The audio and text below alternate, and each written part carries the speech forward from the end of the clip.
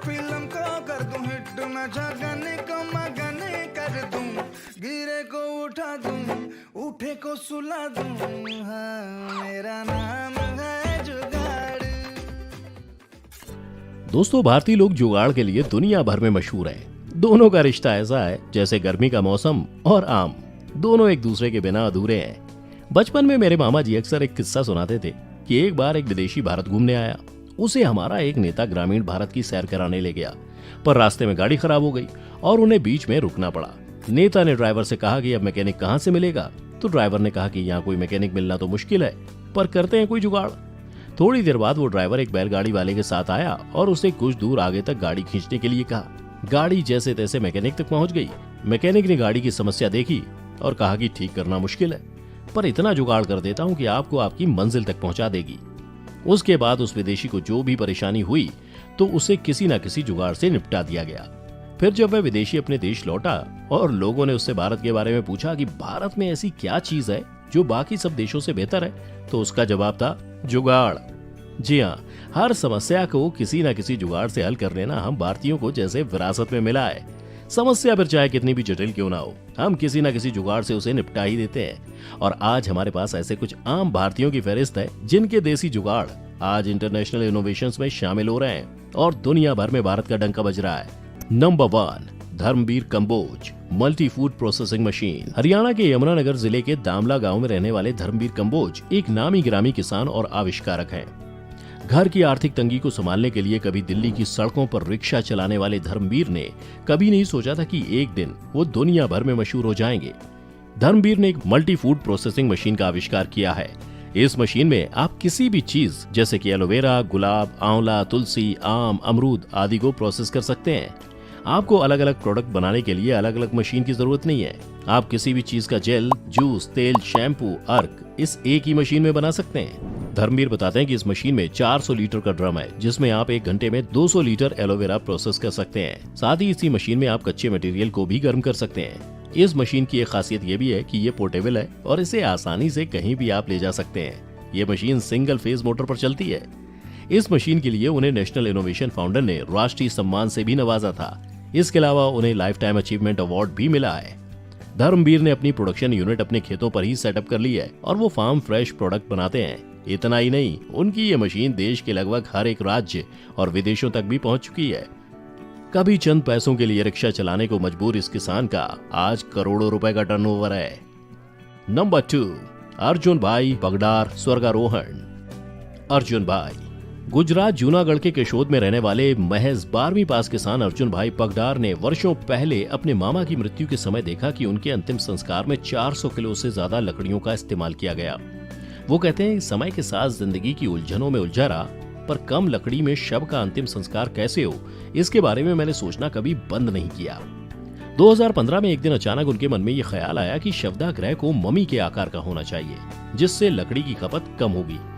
उन्होंने कहा कि एक दिन मैंने दोनों हथेलियों को जोड़कर चुल्लू बनाकर नल से पानी पी रहा था, तभी दिमाग में ये आइडिया आया कि शवदाह गृह को भी कुछ इसी तरह मम्मी के आकार का होना चाहिए। पैसे की कमी के बावजूद उन्होंने इस आइडिया पर आधारित प्रोटोटाइप तैयार करना शुरू कर दिया। वो लगातार 2 साल तक इस पर काम करते रहे और आखिर में 2017 में उन्होंने इसका मॉडल बनाकर तैयार किया। 2017 में पहली बार इसका इस्तेमाल जूनागढ़ के शवदाह गृह में किया गया। जूनागढ़ के तत्कालीन कमिश्नर विजय राजपूत ने उस वक्त इस काम में उनकी पूरी मदद की थी। अर्जुन भाई बताते हैं, मैंने ऐसा शवदाह गृह बनाया जिसका इस्तेमाल करने पर अंतिम संस्कार में मात्र 70 से 100 किलो लकड़ी ही लगेगी। मेरा दावा है कि मेरे द्वारा बनाए गए शवदाह गृह के इस्तेमाल से देश में रोजाना कम से कम 40 एकड़ जंगल बचाया जा सकता है। अर्जुन भाई ने अंतिम संस्कार की इस भट्टी को नाम दिया स्वर्गारोहण। जब ये मॉडल कामयाब रहा तो इसे प्रमोट करने के लिए गुजराती एनर्जी डेवलपमेंट एजेंसी से उन्हें फंडिंग भी मिल गई। अर्जुन भाई द्वारा निर्मित स्वर्गारोहण बामनासा घेड़ तालुका केशोद जिला जूनागढ़ में शुरू किया जा चुका है, जिसमें अब तक 12 देहों का अग्नि संस्कार हुआ है। Number 3, Ashok Thakur paddy husk stove. Bihar के पूर्वी चंपारण जिले के मोतिहारी के रहने वाले 50 वर्षीय अशोक ठाकुर लोहे का काम करते हैं। उन्होंने कभी सोचा भी नहीं होगा कि उन्हें अपने एक जुगाड़ के चलते इनोवेटर कहलाने का मौका मिलेगा। लोगों के घरों के लिए लोहे का काम करने वाले अशोक लोहे के चूल्हे आदि बनाते हैं। लोहे के चूल्हे ज्यादातर कोयले या लकड़ी के बुरादे जैसे ईंधन के लिए कारगर होते हैं, पर फिर अशोक को कुछ अलग करने की सूझी। अशोक ने बताया कि बिहार में धान बहुत होता है क्योंकि हमारे यहाँ चावल ही ज्यादा खाया जाता है। मैं हमेशा से देखता था कि चावल निकालने के बाद धान की भूसी को फेंक दिया जाता है। हर घर में धान की भूसी आपको यूं ही मिल जाएगी। तो बस फिर ऐसे ही दिमाग में आया कि हम इसे ईंधन के जैसे क्यों नहीं इस्तेमाल करते। लेकिन लोहे के जो पारंपरिक चूल्हे अशोक बनाते थे उसमें धान की भूसी ईंधन के रूप में ज्यादा समय के लिए कामयाब नहीं थी।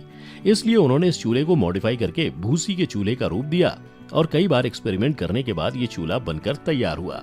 इस चूल्हे की खासियत ये है, इसे कहीं भी लाया ले जाया जा सकता है क्योंकि इसका वजन सिर्फ 4 किलो है। इसमें धान की 1 किलो भूसी लगभग 1 घंटे तक जल सकती है। ये चूल्हा धुआं रहित है और इसे कहीं भी इस्तेमाल किया जा सकता है। उनके इस एक इनोवेशन ने बिहार के गाँव में और भी कई समस्याओं को हल किया है। Number 4, Ashwini Agarwal PP toilet. Bharat में सार्वजनिक शौचालयों की कमी को ध्यान में रखते हुए दिल्ली निवासी अश्विनी अग्रवाल ने एक खास तरह का पब्लिक टॉयलेट पीपी बनाया है, जिसे आम नागरिक बिना किसी शुल्क के इस्तेमाल कर सकते हैं। इस टॉयलेट की खास बात यह है कि इसे वेस्ट सिंगल यूज प्लास्टिक बोतल से बनाया गया है। अपने कॉलेज के एक प्रोजेक्ट के लिए उन्हें सैनिटेशन टॉपिक मिला और वो प्रोजेक्ट के लिए अलग अलग आइडियाज पर काम करने लगे। अपनी रिसर्च के दौरान उन्होंने कई सर्वे किए कि आखिर क्यों लोग सार्वजनिक शौचालय में नहीं जाते, कैसे लोगों को खुले में शौच करने से रोका जा सकता है।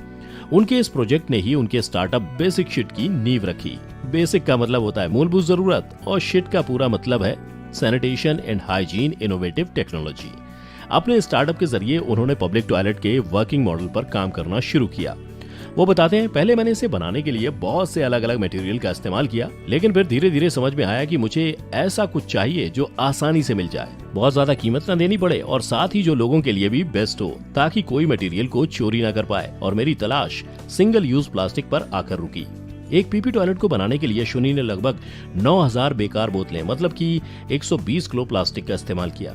वैसे तो फिलहाल ये सिर्फ यूरिनल मॉडल है और केवल पुरुष ही इसका इस्तेमाल कर सकते हैं, लेकिन अश्विनी का ये टॉयलेट इको फ्रेंडली है। इसे ना तो किसी सीवेज कनेक्शन की जरूरत है और ना ही यहाँ बदबू आती है। इस एक टॉयलेट की लागत लगभग 12,000 रुपए है और इसे इंस्टॉल करने में सिर्फ 2 घंटे लगते हैं। नंबर 5, बोधिसत्व गणेश खंडेराव ऑटोमेटिक छन्नी। दोस्तों, अब देखते हैं आज का हमारा आखिरी जुगाड़। महाराष्ट्र के यवतमाल जिले में स्थित भोज गांव में रहने वाला बोधिसत्व गणेश खंडेराव सिर्फ 12 साल का है, पर 7वीं क्लास का ये बच्चा अभी से अपने आसपास के वातावरण को लेकर काफी सजग है। बोधिसत्व 6 साल की उम्र से समाज और पर्यावरण के लिए काम कर रहा है। उनके सीड बॉल प्रोजेक्ट और मैजिक सॉक्स अभियान को न सिर्फ उनके स्कूल में बल्कि पूरे जिले में काफी सराहना मिली है। यवतमाल, विदर्भ और आसपास के क्षेत्रों में सीड बॉय के नाम से पहचाने जाने वाले बोधी अब आविष्कारक के तौर पर भी पहचाने जाने लगे हैं। साल 2017 में बोधी ने एक ऑटोमेटिक छन्नी बनाई, जिसकी मदद से कोई भी अनाज बहुत ही कम समय में बिना किसी खास मेहनत के आसानी से साफ किया जा सकता है। अपने इस इनोवेशन के बारे में बोधी ने बताया कि कई बार उन्होंने अपनी मम्मी और गांव की औरतों को हाथ से अनाज साफ करते देखा। इस काम में बहुत वक्त भी लगता था और फिर थकान भी काफी हो जाती थी। बोधी को महसूस हुआ कि उन्हें इस समस्या पर कुछ करना चाहिए और फिर उन्होंने एक ऐसी मैकेनिकल छन्नी का मॉडल बनाया जिससे सैकड़ों किलो अनाज भी बहुत ही आसानी से और चंद घंटों में साफ किया जा सकता था। इस छन्नी को कोई भी 500 रुपए से कम की लागत में बनवा सकता है। इस छन्नी से ग्रामीण महिलाओं को काम करने में आसानी हो रही है, साथ ही उनके लिए रोजगार का साधन भी खुल गया है। तो दोस्तों, आपको इनमें कौन सा जुगाड़ सबसे मस्त लगा, हमें कमेंट करके बताएं और साथ ही वीडियो दिल खोलकर अपने दोस्तों के साथ शेयर करना ना भूलना। हमारे चैनल की हर लेटेस्ट अपडेट के लिए सब्सक्राइब बटन क्लिक करके बेल आइकन दबाएं। चलिए फिलहाल के लिए बस इतना ही, जल्द लौटेंगे एक नए वीडियो के साथ। शुक्रिया।